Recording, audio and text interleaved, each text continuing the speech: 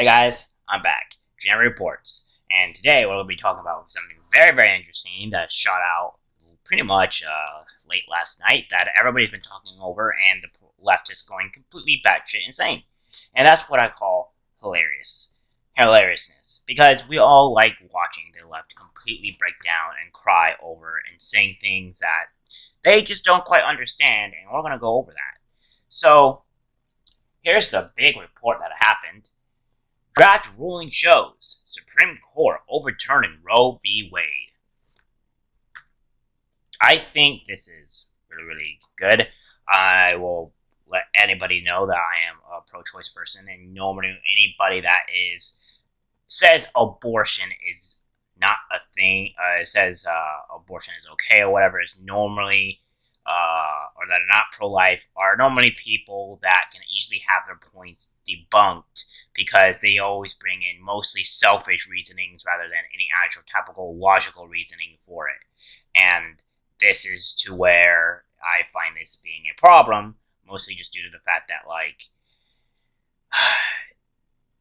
it takes two to create a baby, right? So therefore, there's a life inside of you, and you terminate that life because you can't be held accountable for your actions. It's just absolutely ridiculous. So this is pretty huge. I honestly wasn't expecting this to happen, as I think many people didn't really expect it to happen, but it's here now. So we'll go over this article here and kind of explain what it does. I also believe that this article does not go through or at least go into depth on exactly how it goes. Nick Rekieta goes, as of last night, talked about this more in depth with Kurt and all the others with his law panel about the whole situation and how crazy it's happened and all this good stuff that's been going on. So they will explain more into depth. I'll give mostly a brief summary of my opinions on the whole matter, but they will go more into the legal side of it and how it happens, because this article is not very truthful into what exactly is going on.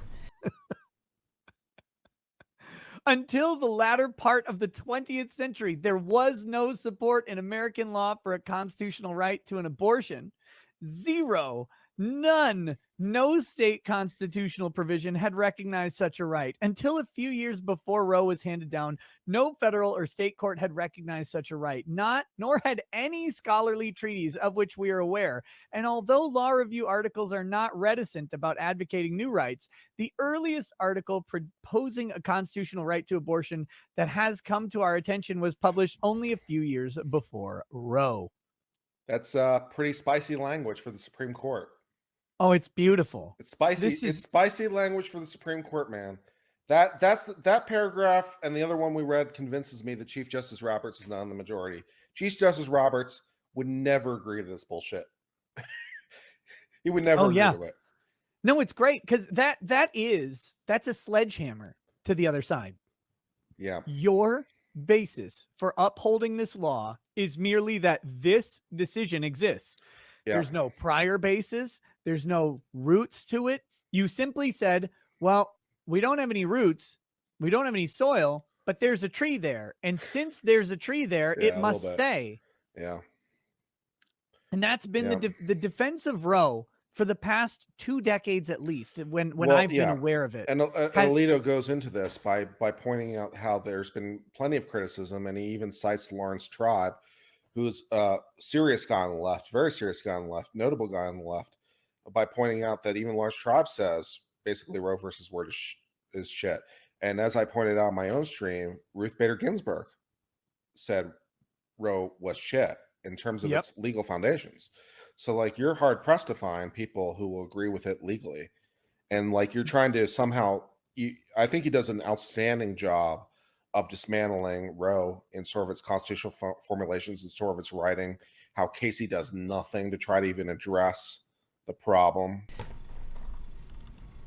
The Supreme Court is poised to overturn the landmark 1973 decision to Roe v. Wade that protects the federal right to abortion, according to a draft majority opinion published Monday evening by Politico. I will say this was correct. in the actual document that is in the draft for the Supreme Court, they go over to say that it was never a federal right, or rather a constitutional right, to have an abortion. Never in the Constitution does it ever say that. In fact, it contradicts them, because in the draft specifically it shows that the abortion that majority of the states had abortion pretty much banned or outlawed because of the actual how dangerous abortion was, and there was only a very few amount of states that actually allowed abortion. So it was never a right. But what this would be is that they give, essentially what this is that the document will pertains to allow the states to have freedom of choosing. So, like, for instance, like the crazy California, where you can terminate a baby after 7 days, before 7 days is up, pretty much a full week. They can still have that because that's the state's decision, right? So they're leaving it up to the states to actually decide. Although I dare say at that point you're just killing something. And the abortion numbers are extremely high, so I don't. It's like you can't say it's not a form of birth control when the abortion is just so much higher. So there we go. Let's move on. The 67-page document, described as an initial draft majority opinion, would effectively eliminate abortion protections at the federal level and hand authority over abortion assets to the states. Correct. Penned by Justice Samuel Alito. One, of course, staunchest conservatives. The opinion concludes by declaring that Roe and the court's 1992 decision in Planned Parenthood v. case have no grounding in the Constitution. We now overrule those decisions and return that authority to the people and their elected representatives, the opinion states. Under those cases, states were prohibited from banning abortion prior to fetal viability around 23 weeks, which, I would agree. I would say even 15 to 12 weeks. I mean, at that point, again, you actively engaged in this, you should not really be allowed to terminate a life just because you can't be held responsible. And a lot of people are going to bring up, oh, well, what about, when the mom gets sick or whatever, and she's threatening the kid's life. And in fact, Nick Lucado brought up the actual term because he specifically experienced this. He specifically said that what the chances of that are extremely low, by the way, which if you look it up, it is. It's called atomic coronal pregnancy, and it's to where the baby can never come to term. So therefore, it's not actually considered an abortion. So therefore, it's not. It doesn't even classify as that because it will never actually go to term, and it actually has a threat of killing the mother if it does go to term. So that's the one thing that would not necessarily be the case where that would be an abortion. And then the whole thing with the rape thing. Yes, okay, it's bad in some sense, but I do agree that most people would be more sensitive or agreeable to the topic if that type of rape does happen, that you should have the ability to terminate the child because of the psychological damage and stuff like that would be on them. Some people go as far as to say that even if you are raped, you can just go get the pill and stuff. And yes, I agree to that extent. So we can play with that around all day. But I think just more sympathetic or empathy way is to just if they're raped, they cannot have abortion. So therefore, if that is okay, but any other reasoning is not a form of justice. It's not a form of anything else, because like I said, if you're doing abortion and then you're pregnant or whatever, you're essentially terminating life. So you guys can fight with me all over that, but that's just my personal opinion on this. A spokesperson for the Supreme Court had no comment in response to questions. The justices' votes are often fluid up to the point of an opinion publication, and the draft may have changed since February when it was purportedly written. Exactly. So, everything is subjected to change. It's potential to have it happen, but it's not guaranteed. So we'll wait and see on what happens. Because this was back in February. It could have completely changed by then. A published opinion from the court is expected sometime within the next 2 months. The leak of the draft opinion marks the most stunning breach in recent memory of the secrecy that typically shrouds the Supreme Court and its inner workings, and it is likely to further tarnish an institution whose perception among the public has recently fallen to historic lows. If the court indeed follows the draft's contours and strikes down Roe in coming months, it would send a political shockwaves through the country ahead of the November midterm elections. According to a December poll by Harvard's Caps Harris, a majority, 54% of Americans, said they oppose overturning Roe v. Wade. The Hill could not independently verify the document's authenticity, but political and editors now said it overtook an extensive overview and is confident of the authenticity of the draft. Alito, in the draft opinion, employed language that mirrored remarks he made during the December oral argument, in which he said he viewed Roe as egregiously wrong. This issue before the court was a Mississippi law that bans virtually all abortions after 15 weeks of pregnancy.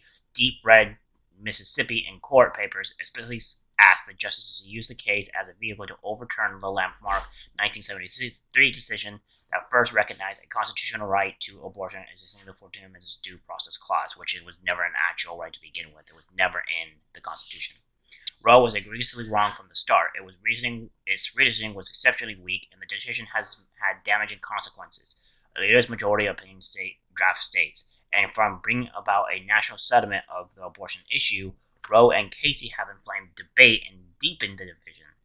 Politico cited an unnamed source said that the majority also included fellow conservatives Justice Clarence Thomas as well as former President Trump's 3 nominees, Neil Gorsuch, Brett Kavanaugh, and Amy Coney Barrett.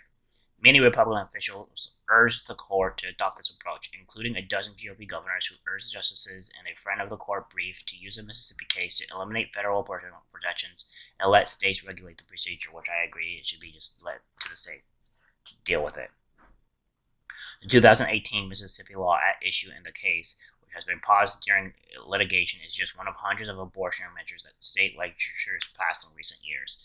Justice Sonia Sotomayor, the court's most outspoken liberal, issued a dire warning to her fellow justices during the December oral argument about the repercussions of turning over the issue of abortion to the states. She just said such a move would be seen as highly politicized and merely a reflection of the court's new lopsided 6-3 conservative majority resulting from the seating of Trump's 3 nominees. Will this institution survive the stench that this creates in the public's perception that the Constitution and its reading are just political acts? She asked Mississippi Collector Journal. I don't see how it is possible. I mean, I don't think it's gonna have any sort of repercussion because it just allows states to act upon it, right? And then then after that, it lets the people decide whether or not whether the people actually want that or not. That as well.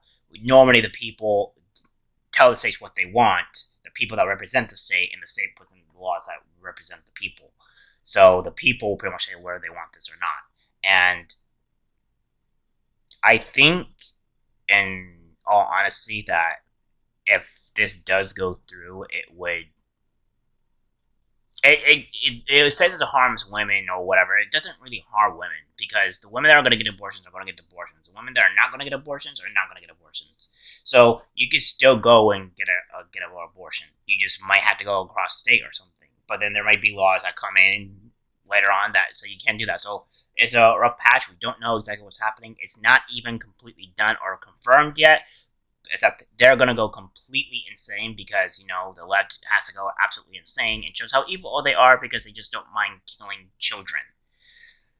That's it for the video, guys. Like, subscribe, and I'll see you in the next one. Thanks for watching this clip from my podcast. that I make every day, Monday through Friday, 3 o'clock p.m. PST to all the way to 5 o'clock p.m. PST. If you like what you see, please subscribe, like, and comment. And I'll see you guys in the next video. Take care.